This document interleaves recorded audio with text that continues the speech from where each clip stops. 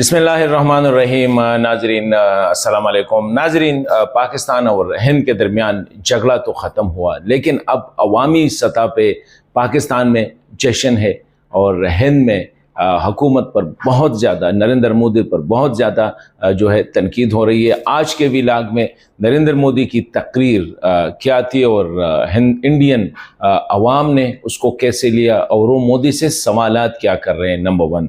Number 2, जिस रात ये हिंद और पाकिस्तान के दरमियान जो कार्रवाइयाँ हो रही थी और फिर पूरा दिन जो चल रहा था अफ़गानिस्तान में और स्पेशली काबुल में और कंदहार में जश्न का समा था और एक क्रिकेट मैच की तरफ उसको देखा जा रहा था, इस पे बात करेंगे। और वो कौन लोग थे जिनने पाकिस्तान के ख़िलाफ़ बात की तो हुकूमत ने उनको पाबंदी सलासिल किया, इस पे बात करेंगे। वो कौन ममालिक हैं, इस्लामी ममालिक। पहली दफ़ा ऐसा हुआ है कि पाकिस्तान का अखलाकी तौर पर भी साथ दिया, सफारती तौर पर भी साथ दिया और कुछ ने दरपर्दा मैसेजेस भी किए कि इसमें हम पाकिस्तान के साथ है, जो भी ज़रूरत हो। लेकिन वो सिचुएशन को देख रहे थे कि अब मिचेवर हो जाए, पता चल जाएगा। तो ये है कि इसी पे आज बात करेंगे। पहली बात तो ये है कि नरेंद्र मोदी की तकरीर वाकई एक शिकस्त खुर्दा लीडर की तकरीर थी, एक शिकस्त खुर्दा शख्स की गीदड़ बबकियाँ थी। वही पुराना स्क्रिप्ट, कोई सबक नहीं सीखा उसने, और वही पाकिस्तान पर इल्ज़ामात, वही धमकियाँ। इतना भी उनको वो नहीं है कि क्या हुआ है। मतलब यह है कि 7, 6 और 7 की रात को और 9 और 10 की रात को, 10 और 11 की रात को क्या हुआ है, उसको बिल्कुल उसका जिक्र तक भी नहीं किया। जो हजीमत इंडियन फोर्सेस ने उठानी पड़ी, जो ज़िल्लत इंडियन फोर्सेस ने उठानी पड़ी, वो मोदी साहब ने कोशिश की कि अपनी तकरीर के ज़रिए, वर्बासिटी के ज़रिए, अल्फाज के ज़रिए उसको कवर करे और लोगों को हौसला दे। लेकिन दूसरे दिन लोगों ने वही सवालात शुरू किए जो पहले दिन से हो रहे हैं कि मोदी साहब पाकिस्तान पे हमला करके आपने हासिल किया, हमें सिर्फ इतना बता दें। जहाज़ आपके गिरे, 5 जहाज़ आपके गिरे। राफेल जिस पे हमें बड़ा नाज था वो भी गिर गया।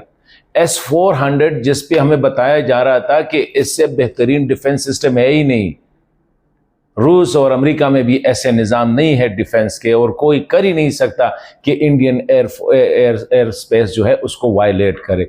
वाकई बहुत बड़ा ये जो सिस्टम था, द मोस्ट मॉडर्न, सोफिस्टिकेटेड और बेहतरीन सिस्टम था। लेकिन किससे वास्ता पड़ा था, मेरे ख्याल में नरेंद्र मोदी साहब को अब पता चल गया होगा।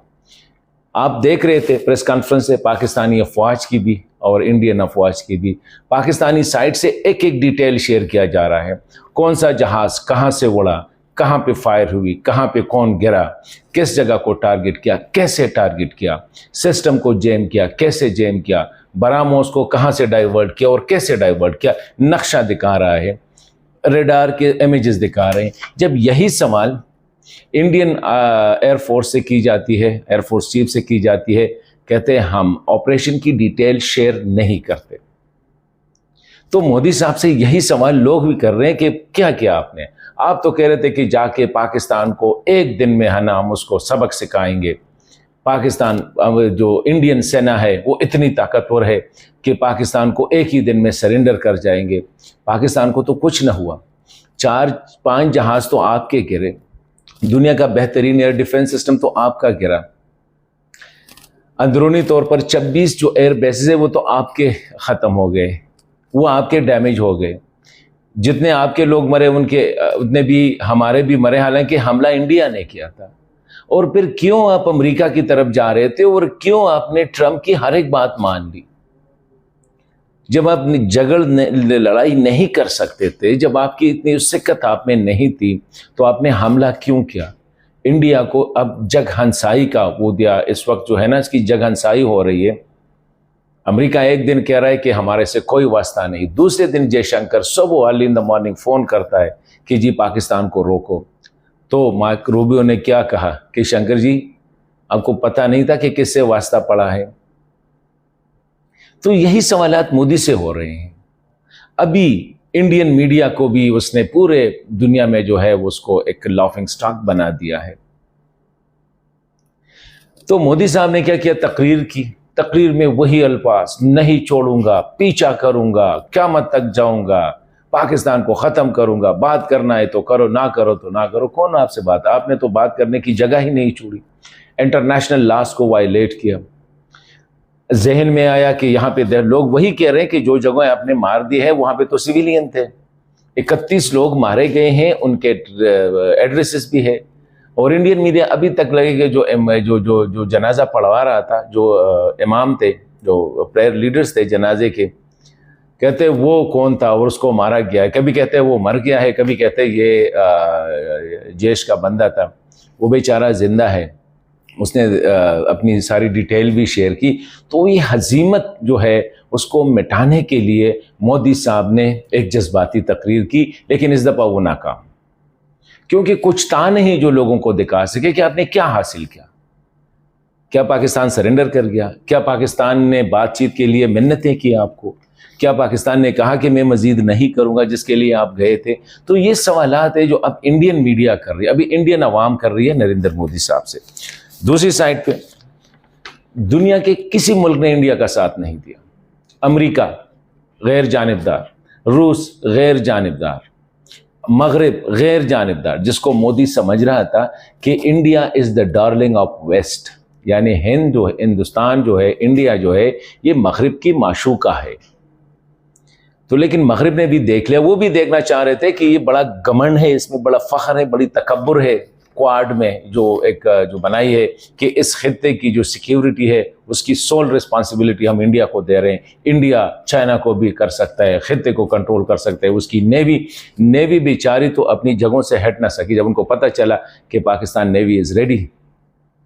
तो अब दुनिया उनको बता रही है कि आप तो कह रहे थे हम चाइना का मुकाबला कर सकेंगे, आप तो पाकिस्तान का मुकाबला है। 2 घंटे के अंदर अंदर हमारे पास आ गए कि जी बस अब बस करें। और बाद लोग कहते हैं पाकिस्तान ने रिक्वेस्ट की। जब पाकिस्तान ने रिक्वेस्ट की तो बता देता ना कि हमने हमले क्यों किए हैं। चलो पाकिस्तान ने रिक्वेस्ट की कि फायर बंद करो, तो उस वक्त कह देते कि ये कमिट करो कायदा के लिए, ये नहीं करोगे, वो नहीं किया। तो ये एक शकस खुर्दा लीडर की गीदड़ बक्कियों से सिवा कुछ नहीं था। दूसरी तरफ अगर हम देखें, एक पाकिस्तान का स्टेचर दुनिया में बहुत बुलंद हुआ, पाकिस्तानियों के मोराल, ये जो कुछ लोग हैं ना जो खामखा में, हमारे दोस्त थे, खामखा में इंडियन के जो है ना उसको उसमें जगह जगह टुकड़े लगा रहे हैं उनके शलवार और कमीज़ में। ज़रा वो बाहर देखे कि दुनिया क्या कह रही है, दुनिया के अखबारात क्या कह रहे हैं। वो सिर्फ कोशिश करते कि जी इंडियन मीडिया से ले कि वो क्या कह रही है। इस वक्त पाकिस्तानियों का मोराल जो है ना वो आसमानों पे है, उसका फ़ख्र जो है, पूरा मुल्क इकट्ठा हुआ, पूरे पख्तून, पंजाबी, सिंधी, बलोची सब अपने फोर्सेस के पीछे खड़े थे, सारी क़ियादत इकट्ठी थी। पाकिस्तानी सफारतकारी द बेस्ट सफारतकारी, दुनिया में कोई मुल्क भी ऐसा नहीं था, सिर्फ इजराइल के जो हमारे जो दोस्त है उनका भी फ्रेंड है, उसके अलावा कोई भी इंडिया की हिमायत में नहीं आया।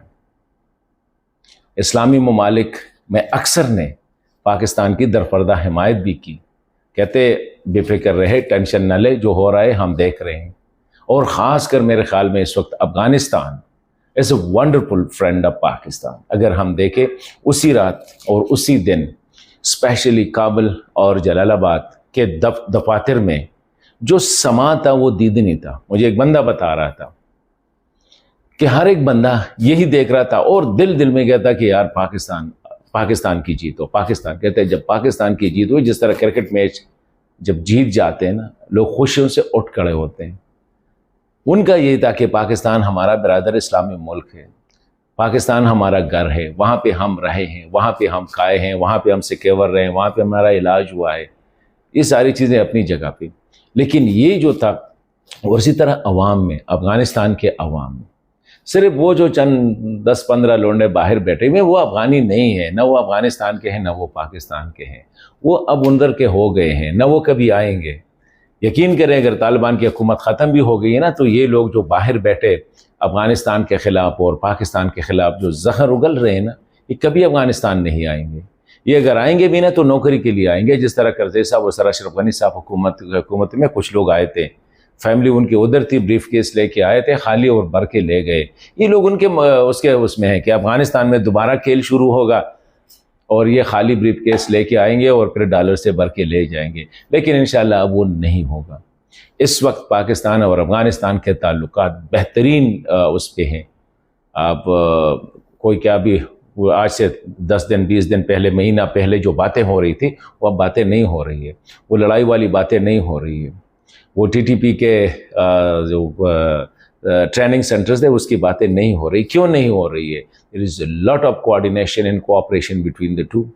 दोनों अब झेल होते जा रहे हैं, इस्लामी दुनिया इकट्ठी होती जा रही है, पाकिस्तान की तरफ नज़रें हैं। इस्लामी दुनिया को थोड़ा सा बूस्ट मिला गज़ा में, फ़लस्तीन में, लेबनान में, लीबिया में, यमन में, क्या क्या नहीं किया मुसलमानों के साथ। एक ही इस्लामी मुल्क था। अभी ये कॉन्फिडेंस है जो एक गैर मुस्लिम के ख़िलाफ़ खड़ा हुआ। बेसर सामानी के आलम में इंडिया की बेहतरीन इक्विपमेंट, बेहतरीन वेपन्स, वेस्ट, अमेरिका, रशिया, सब के जितने थे, 80 अरब डॉलर की उनकी बजट, दिफाई बजट, पाकिस्तान के 8 अरब डॉलर। उसके मुकाबले में पाकिस्तान के शेर जवानों ने पूरी कौम की ताकत से उस बड़े से 10 गुना बड़े दुश्मन को शिकस्त दी, और ऐसी शिकस्त दी कि आइंदा 10 साल के लिए वोट खड़ा नहीं होगा। मोदी कहता है देख ले, एक और ट्राई करें, संभल नहीं पा सकोगे। अभी आपकी फ़ौज को पता है, आपकी एयरफोर्स को पता है कि वास्ता किससे है। तो ये मैं समझता हूँ कि पाकिस्तान के लिए, पाकिस्तानियों के लिए, और स्पेशली इस खित्ते के मुसलमान ममालिक के लिए एक बहुत बड़ी कामयाबी है। और आजकल मैं देख रहा हूँ कि कुछ वो लोग जो पाकिस्तान के अमूमी ख़िलाफ़ थे, उनकी भी सोशल मीडिया पे देखे तो उनको भी लग रहा है कि इंडिया को बहुत ज़्यादा लगी है। अभी ये गीदड़ बकरियों से कुछ नहीं होगा।